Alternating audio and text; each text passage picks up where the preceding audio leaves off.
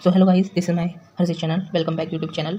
तो आज मैं लेके आया हूँ आपके लिए सबसे मोस्ट इंपॉर्टेंट मॉडल पेपर, जिस मॉडल पेपर में से 100% क्वेश्चन आएंगे। ये सबसे ज़्यादा इंपॉर्टेंट पेपर है। इस पेपर में से 100% क्वेश्चन आएंगे आपके पेपर में, और नहीं आएंगे तो मेरा नाम बदल देना। तो इसमें 3 सेक्शंस रहते हैं, खंड ए, खंड ब, खंड स। खंड स में 3 क्वेश्चन करने रहते हैं, खंड ब में 2 क्वेश्चन करने रहते हैं 3 में से, और 5 अति लघु में 5 के 5 करने रहते हैं। तो आइए हम स्टार्ट करते हैं। और देखिए गाइस, इसमें सिर्फ क्वेश्चन है। मैं आपको क्वेश्चन ऑलरेडी पढ़ा चुका हूँ, ठीक है। अति लघु, विस्तृत, ठीक है, ये सब पढ़ा चुका हूँ। इससे पिछली वीडियो में पढ़ाए थे। तो मैं आपको आज क्वेश्चन पढ़ाऊँगा। तो आप क्वेश्चन टिक या स्क्रीनशॉट ले लेना कि कौन कौन से क्वेश्चन पेपर में आएंगे ज़रूर, ठीक है। और मैं ये कह रहा हूँ कि मैं क्वेश्चन बताऊंगा, अगर मैं आंसर भी बताऊंगा तो वीडियो बहुत ज़्यादा लंबी हो जाएगी, ठीक है। तो खंड ए, अति लघु उत्तरीय क्वेश्चन। सभी 5 प्रश्नों में से उत्तर दीजिए। प्रत्येक प्रश्न 3 अंकों का है। अधिकतम 75 शब्दों में अति लघु उत्तर अपेक्ष है कीजिए, ठीक है। जैन धर्म का प्रारंभिक इतिहास किसे ज्ञात होता है? वेदों की उपनिषद को क्यों कहा जाता है?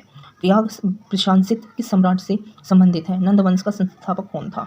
मनुस्मृति के धर्म के कितने लक्षणों का उल्लेख है? तो गाइस, ये बहुत इंपॉर्टेंट क्वेश्चन है। 5 के 5 ये जरूर आएंगे, ठीक है। आप खंड ब निम्नलिखित प्रश्नों में से 3 प्रश्नों के कहीं 2 प्रश्नों के उत्तर दीजिए 200 शब्दों में, ठीक है। भारत में पहला क्वेश्चन है 6 क्वेश्चन, यानी खंड ब का, लघु उत्तरीय का। भारत में ताम्रपाषाण संस्कृति की प्रमुख विशेषता का वर्णन कीजिए। देखिए गाइस, ये सबसे बेस्ट इंपॉर्टेंट क्वेश्चन है, ठीक है। ये क्वेश्चन 100% आता है और आएगा, लगातार आता रहेगा, ठीक है। मैंने आपको इस क्वेश्चन से रिलेटेड ऑलरेडी आपको एक क्वेश्चन 2 या 3 क्वेश्चन पढ़ा चुका हूँ ऑलरेडी इससे पिछली वाली वीडियो में। तो आपको वही ही याद करके लिख देना है अपने शब्दों में समझकर। सेकंड क्वेश्चन है, मगध साम्राज्य की सत्ता का वास्तविक संस्थापक किसे माना जाता है? उसके बारे में संक्षिप्त कीजिए, ठीक है। तो ये बहुत इंपॉर्टेंट क्वेश्चन है ये भी। राजपूतों की विदेशी उत्पत्ति के सिंदार पर प्रकाश डालिए, ठीक है। तो ये तीनों इंपॉर्टेंट है। इनमें से आपको 2 क्वेश्चन करने हैं। एक तो भारत पाषाण है इंपॉर्टेंट, और एक ये मगध वाला, ठीक है, मगध साम्राज्य की सत्ता वाला, ठीक है। 6 और 7 बहुत इंपॉर्टेंट क्वेश्चन है, तो आप इन्हीं को ही पढ़ के जाइएगा। खंड से निम्नलिखित में से 5 प्रश्न है और कहीं 3 आंसर देना है, ठीक है। भारतीय साम्राज्य में प्रथाओं का महत्व लिखिए, ठीक है। नेक्स्ट क्वेश्चन, अशोक धम्म में आप क्या समझते हैं? अशोक ने धम्म के प्रचार प्रसार के लिए उपाय किए। भाई साहब, सबसे ज़्यादा इंपॉर्टेंट क्वेश्चन है ये, अशोक का धम्म, ठीक है। ये अति लघु में भी आता है, लघु उत्तरीय में भी आता है और विस्तृत में भी आता है। हैंसंग की भारत की यात्रा वर्णन कीजिए। वैदिक कालीन साम्राज्य, सामाजिक, आर्थिक व धार्मिक जीवन पर प्रकाश डालिए। अरबों की संबंधी विजय का संक्षेप वर्णन कीजिए। इस विजय के क्या परिणाम हुए?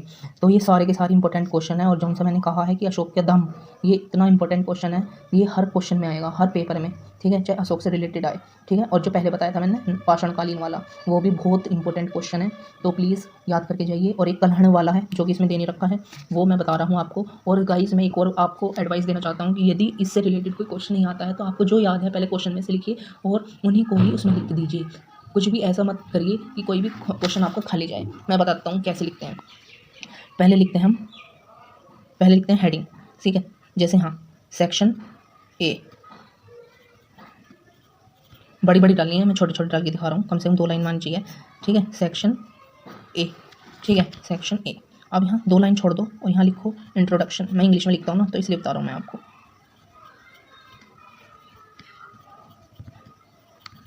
इंट्रोडक्शन, ठीक है। तो इसके बारे में लिखिए 7-8 लाइन, ठीक है। फिर लिखना है, इतना गैप देना है, ठीक है। जब आप लिख दोगे फिर लिखेंगे जो क्वेश्चन है। जैसे सपोज करो ये क्वेश्चन लिख रहा है जैन धर्म के प्रारंभिक इतिहास, तो यहाँ लिखो जैन धर्म,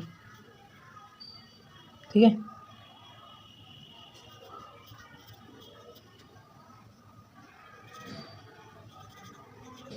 जैन धर्म, बस इतना। और फिर लिखना है कंक्लूजन, ठीक है। और आपको जो और अच्छा लगे वो लिख देना, कोई सी हेडिंग। जैसे इसमें लिख रहा है जैन धर्म का प्रारंभिक इतिहास, तो पहले हमने इंट्रोडक्शन लिखा, फिर जैन धर्म, फिर कंक्लूजन। लेकिन इससे पहले एक और अगर लिखनी हो तो लिख लेना जैन धर्म के प्रारंभिक इतिहास, ठीक है, ठीक है। आगे बात सुनना। तो आज के लिए इतना ही, और यदि आपको मेरी वीडियो पसंद लगे तो लाइक और शेयर करना। Thank you, have a nice day, bye bye.